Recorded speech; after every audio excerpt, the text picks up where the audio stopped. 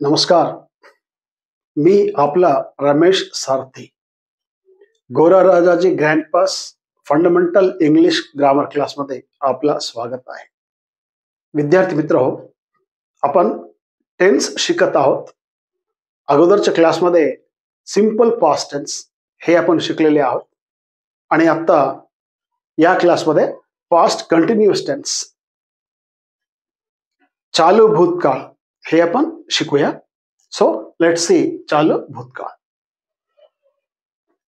Past continuous tense हा past continuous tense मध्ये formula पण बघूया. अगोदर सूत्र काय असतो बेटा? Subject plus be plus V1 plus ING. Subject आपल्याला माहिती आहे, बी हे पण आपल्याला माहिती आहे, कारण का प्रेझेंट कंटिन्युअस टेन्स जेव्हा आपण शिकलो होतो तेव्हा हे बी चे जे रूप आहेत, 8 रूप, ते आपण पाहिलं होतं. पुन्हा मी इथं लिहिलेलं आहे be am is are was were been being.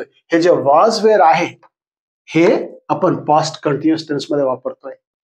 M is R हे प्रेझेंट कंटिन्युअस टेन्स मध्ये आपण वापरलेले होतो. हे लक्षात ठेवा बेटा, हे विसरू नका. सो बघूया आता मग वाक्यरचना कशी असते. I was writing. I was writing, I म्हणजे सब्जेक्ट, इथं वॉज हा बी. अच्छा, वॉज रायटिंग म्हणजे क्रियापदाला IN जोडलेले आहोत तिथं रायटिंग. आय वॉज रायटिंग, मी लिहित होतो. आय वॉज रायटिंग, मी लिहित होतो. नेगेटिव्ह बघूया लगेच. Negative sentence, I was not writing, मी लिहित नव्हतो. काय केलं आपण नेगेटिव्हला? फक्त हे जे सहाय्यकारी क्रियापद वाज आहे ना, त्या सहाय्यकारी क्रियापदानंतर फक्त आपण नॉट हे शब्द वापरलं, ते झालं निगेटिव्ह. आणि प्रश्नार्थी वाक्य इंट्रॅगेटिव्ह बघूया आपण. Was I writing?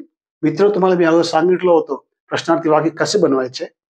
हे जे होकारार्थी जे वाक्य आहे आय वॉज रायटिंग, हे आय वॉज रायटिंग मधलं जे काही शब्द आहेत, हे जे वॉज आहे ते अगोदर घेतलं आणि आय सेकंड पोझिशनवर घेतला, ते झालं प्रश्नार्थी वाक्य. व्हेरी सिंपल, खूप सोपं आहे, हे लक्षात ठेवा बेटा. वॉज आय रायटिंग, मी लिहित होतो का? आता प्रश्नार्थी वाक्य हे जे वाज आहे त्याच्या पुढे कोणताही डब्ल्यू शब्द ठेवा तुम्ही, that will become WH question. What was I writing, मी काय लिहित होतो. So this is the sentence construction in simple past tense. My dear students, विसरू नका, हे लिहून घ्या.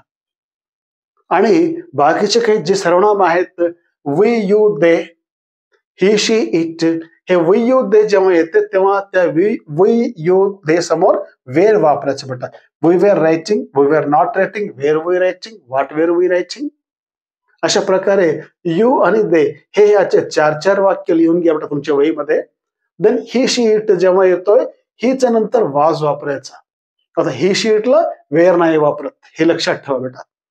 ही वॉज रायटिंग, तो लिहित होता. ही वॉज नॉट रायटिंग, तो लिहित नव्हता. वॉज ही रायटिंग, तो लिहित होता का? व्हॉट वॉज ही रायटिंग, तो काय लिहित होता? अशा प्रकारे हे जे सर्वनाम आहेत, we you they, he she it, ह्याचे 4 वाक्य तुम्ही बनवा बेटा. वहीमध्ये लिहा, म्हणजे तुमचं प्रॅक्टिस वाढतोय. देन हे झालं वाक्यरचना. आपण ह्याचा उपयोग बघूया बेटा. Uses. Uses of simple past tense. Let's see. Uses. This tense is used to express an action going on at some time in the past. This tense, past continuous tense, is used to express the actions which was going in the past for some time. म्हणजे भूतकाळामध्ये काही वेळेपर्यंत जे काम चालतोय ते व्यक्त करण्यासाठी आपण जे टेन्स वापरतोय ते आहे पास्ट कंटिन्युअस टेन्स. काय म्हटलं इथं? This tense is used to express an action going on at some time in the past. मराठीमध्ये पण लिहून घ्या बेटा. भूतकाळामध्ये काही वेळापर्यंत चालू असणारे कार्य व्यक्त करण्यासाठी चालू भूतकाळ वापरतो किंवा पास्ट कंटिन्युअस टेन्स वापरतो. हे मराठीमध्ये पण लिहून घ्या, नाहीतर तुम्ही विसरता बेटा. ठीक आहे, आता एक्झाम्पल बघूया. एक्झाम्पल काय म्हणतो? She was reading a novel. She was reading past continuous tense a novel. तिनं एक कादंबरी वाचत होती, म्हणजे भूतकाळामध्ये तिनं एक कादंबरी वाचत होती. हे एक एक्झाम्पल. आणि दुसरा एक्झाम्पल बघूया. दे वर प्लेइंग क्रिकेट. ते क्रिकेट खेळत होते. ते क्रिकेट खेळत होते किंवा काल परवा अगोदर कधी हे झालं भूतकाळामध्ये, म्हणून याला म्हटलं आपण past continuous tense. Second use बघूया बेटा, दुसरा उपयोग.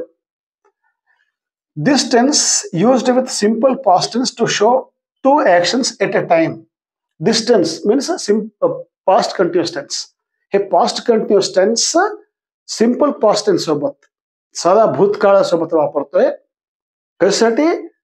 To show two actions at one time, म्हणजे दोन कार्य एकच वेळी जे होतात ते दर्शवण्यासाठी हे दोन टेन्स म्हणजे पास्ट कंटिन्युअस टेन्स आणि सिंपल पास्ट टेन्स एकत्र वापरतात.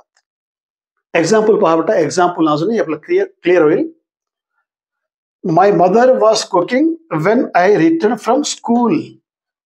माय mother was cooking when I return from school. मी जेव्हा शाळेतून परत आलो तेव्हा आई स्वयंपाक करत होती. Mother was cooking past continuous tense, I return from school simple past tense. लक्षात ठेवा बेटा, हे म्हणजे मी शाळेतून परत आलो तेव्हा आई स्वयंपाक करत होती. हे दोन टेन्स आहेत तिथं एकत्र वापरलं. पण दुसरा बघूया. While I was planning to go out for a walk my friend came to see me. जेव्हा मी बाहेर जायचं म्हणजे एक चालण्यासाठी वॉकिंगसाठी बाहेर जायचं मी विचार करत होतो तेव्हा माझा मित्र मला भेटायला आला. हे माझा मित्र मला भेटायला आला हे सिंपल पास्ट टेन्स आहे.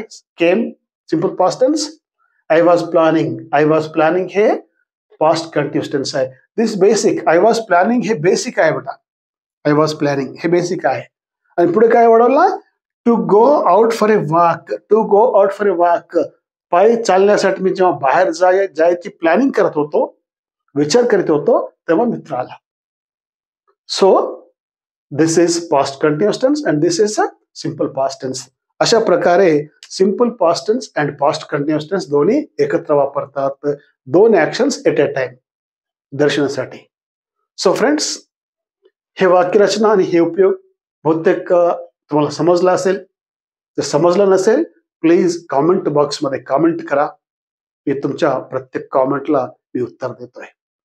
सो फ्रेंड्स, इथं थांबूया आपण. नेक्स्ट क्लासमध्ये नेक्स्ट टॉपिक ना पुन्हा भेटूया.